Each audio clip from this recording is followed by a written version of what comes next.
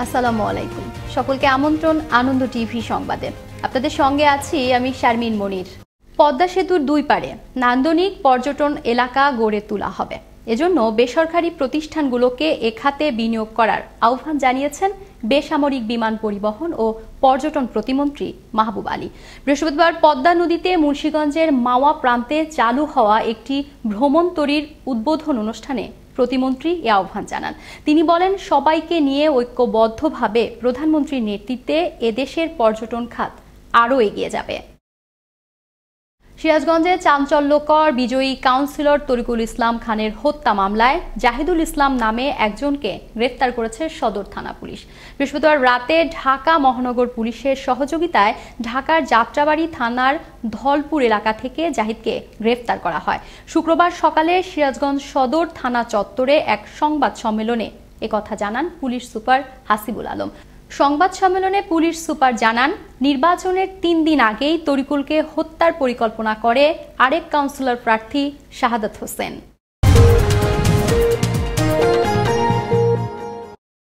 বাজারে শাক সবজির দাম কমলেও বৃদ্ধি পেয়েছে ভোজ্য তেল, চাল, ডাল, আটা ও ময়দার দাম।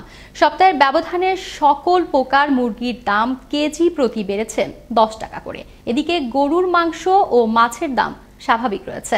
বাজারগুলোতে দেশি পেঁয়াজ ও আলু আমদানি হওয়ায় কমেছে পেঁয়াজ ও আলুর দাম। রাজধানীর বাজার ঘুরে এসে জানাচ্ছেন সহকর্মী মুসামিয়া। ক্যামেরায় ছিলেন শাহিন রেজা।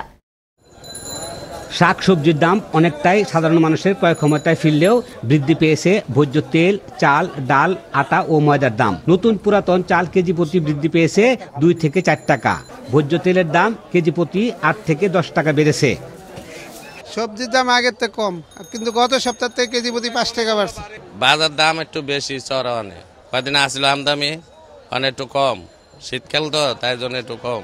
মিনিকেটের বস্তা আপনার ভালোটা রাখা যাবে আপনার 3020 টাকা, লতা 28 যেটা চিকুন সেটা রাখা যাবে আপনার একবারে ভালোটা 2500 টাকা, আর নতুন আছে আপনার 2300 টাকা, 2350 টাকা। তেলের দামটা বেশি আর কি, তেলের দামটা গত সপ্তাহে যেতে এই সপ্তাহে আরো বেশি।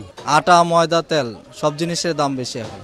লিটার প্রতি আপনার তো আগে তো এই তেল বিক্রি করতাম আমরা বোতল তেল 95-100 টাকা, এখন প্রায় 120 টাকা 25 টাকা। এদিকে পেঁয়াজ ও আলুর দাম অনেকটাই কমেছে। প্রতি কেজি পেঁয়াজ 30 থেকে 35 টাকা এবং নতুন আলু 20 থেকে 25 টাকায় বিক্রি হচ্ছে। পেঁয়াজ বেশি পাইকারি 30 টাকা, বেশি 35 টাকা। এটা 35 টাকা, বেশি 35-40 টাকা। যেন আলু ছিল 50 টাকা কেজি, হ্যাঁ আজকে 20 টাকা কেজি, 18 টাকা কেজি পাইতাস।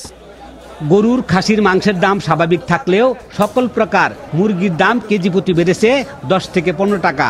প্রকার ভেদে মাছের দামও কিছুটা কমেছে। রুই মাছ 300, 260, 280, কাতলা আছে 300। মানে যেই দামে কিনছি আমরা ওই দামে মাছ বিক্রি করতে পারতেছি না। মানে চড়া দাম যেভাবে বাড়তেছে, কিছু কিছু বাজারে দেখেন সিন্ডিকেট শিং মাছ একজন ছাড়া কেউ বিক্রি করে না। বাজার সিন্ডিকেটের কারণে কৃষকরা পাচ্ছে না ন্যায্য মূল্য। সেই সাথে সাধারণ ক্রেতাদের সরকারের বেঁধে দেওয়া দামের বাইরে বেশি দাম দিয়ে পণ্য ক্রয় করতে হয়। তাই সঠিকভাবে বাজারে মনিটরিং এর ব্যবস্থা করা হলে সকল পণ্যের দাম সাধারণ মানুষের ক্রয় ক্ষমতায় ফিরে আসবে, এমনটাই আশা ক্রেতা সাধারণের। মুসামিয়া, আনন্দ টিভি, ঢাকা। আবারও দেশের খবর। দক্ষিণ কেরানীগঞ্জের বাঘর মৌজার ঢাকা সিটি কর্পোরেশন কর্তৃক আন্তঃজেলা বাস টার্মিনাল নির্মাণের প্রতিবাদে মানববন্ধন করেছে উপজেলার তেঘরিয়া ইউনিয়নের রাজেন্দ্রপুর এলাকাবাসী। শুক্রবার ঢাকা কেন্দ্রীয় কারাগারের বিপরীত সড়কে মানববন্ধন অনুষ্ঠিত হয়। এ সময় স্থানীয় শত শত মানুষের উপস্থিতিতে ঘণ্টাব্যাপী এই কর্মসূচি পালন করা হয়। ঝিনাইদহে ট্রাক চাপায় রিপ্তি বেগম নামের এক নারীর মৃত্যু হয়েছে, আহত হয়েছে আরও একজন। শুক্রবার সকালে শহরের হামদহ ঘোষপাড়ায় এ দুর্ঘটনা ঘটে। এ ঘটনার প্রতিবাদে দুর্ঘটনাস্থলে গতিরোধক দেওয়ার দাবিতে সড়ক অবরোধ করেছে এলাকাবাসী। ঝিনাইদহ সদর থানার ওসি জানান, ভুট্টা বোঝাই একটি ট্রাক মোটর সাইকেলকে ধাক্কা দিলে ওই নারী রাস্তায় ছিটকে পড়লে ট্রাকটি তাকে চাপা দেয়। এতে সে ঘটনাস্থলেই নিহত হয়। দেখছেন আনন্দ টিভি সংবাদ, সঙ্গে আছি আমি শারমিন মনির। দিনাজপুরে ফুলবাড়িতে সড়ক দুর্ঘটনায় প্রীতম গুপ্ত ও শুভজিৎ গুপ্ত নামের 2 খালাতো ভাই নিহত হয়েছে। এ ঘটনায় পৃথিবী রায় নামে আরও একজন আহত হয়েছে।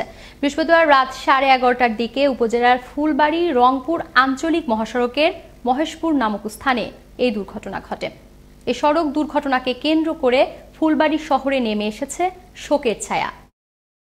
গাজীপুর মহানগরীর টঙ্গী শিশু উন্নয়ন কেন্দ্রে ভারতীয় নাগরিক এক কিশোরের রহস্যজনক মৃত্যু হয়েছে। নিহত কিশোরের নাম রিসউদ্দিন। টঙ্গী পূর্ব থানার ভারপ্রাপ্ত কর্মকর্তা কিশোরের মৃত্যুর খবরটি নিশ্চিত করেন। তিনি বলেন, লাশ ময়নাতদন্তের জন্য মর্গে পাঠানো হয়েছে, তবে প্রকৃত ঘটনা ময়নাতদন্তের পর জানা যাবে। লক্ষ্মীপুরে মালবাহী ট্রাক ও সিএনজি চালিত অটোরিকশায় মুখোমুখি সংঘর্ষে বাদশা মিয়া নামে এক যাত্রী নিহত হয়েছেন। এ সময় আহত হয়েছেন অটোরিকশা চালক সহ আরও 5 জন। বৃহস্পতিবার বিকেলে লক্ষ্মীপুর রামগতি সড়কের সদর উপজেলার মিরারবেড়ি এলাকায় এই দুর্ঘটনা ঘটে। পুলিশ জানান, লক্ষ্মীপুরগামী অটোরিকশাটিকে বিপরীত দিক থেকে আসা মালবাহী ট্রাক চাপা দেয়। এ সময় অটোরিকশাটি দুমড়ে মুচড়ে যায় ঘটনাস্থলে। অটোরিকশার যাত্রী বাদশা মিয়া নিহত হন। পাবনার সদর উপজেলার দুবলিয়ায় সড়ক দুর্ঘটনায় 2 জনের মৃত্যু হয়েছে, আহত হয়েছে আরও 3 জন। শুক্রবার সকালে পাবনার সুজানগর সড়কের দুবলিয়ায় এই দুর্ঘটনা ঘটে। পুলিশ জানান, সুজানগর থেকে পাবনাগামী সিএনজিকে চাপা দিলে ঘটনাস্থলে সিএনজির যাত্রী ঝন্টু কুন্ডু মারা যায়। দুর্ঘটনায় সিএনজির চালক সহ আরও 3 যাত্রী আহত হয়। আহতদের পাবনা জেনারেল হাসপাতালে ভর্তি করা হলে সেখানে চিকিৎসাধীন অবস্থায় আরিফা খাতুন নামে আরও একজনের মৃত্যু হয়। এবারে কৃষি সংবাদ।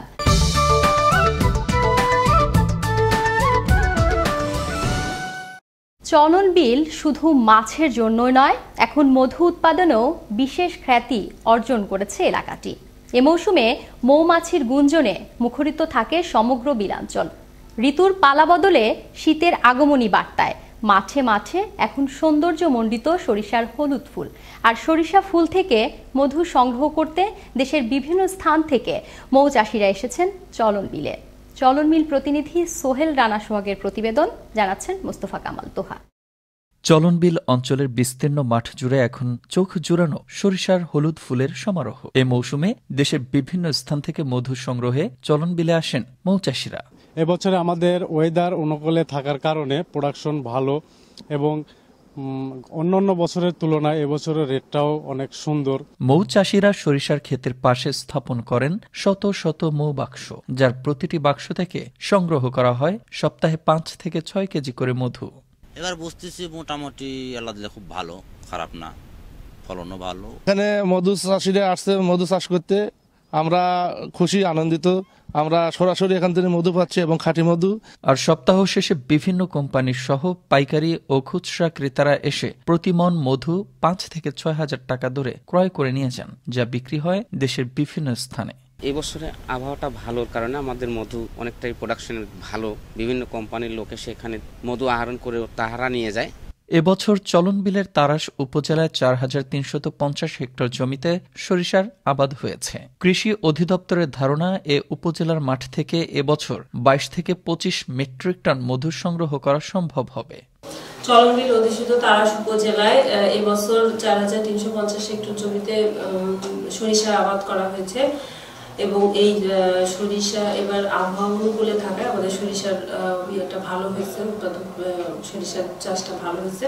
1 থেকে 1.5 মাস চলনবিলে থাকছেন মৌচাষিরা। আবহাওয়া অনুকূলে থাকলে সরিষা ও মধুর ফলন লক্ষ্যমাত্রা ছাড়িয়ে যাবে বলে আশাবাদ কৃষি অধিদপ্তরের। লাভবান হবেন মৌখামারি, লাভবান হবেন কৃষকরা, এমনটাই প্রত্যাশা সকলের।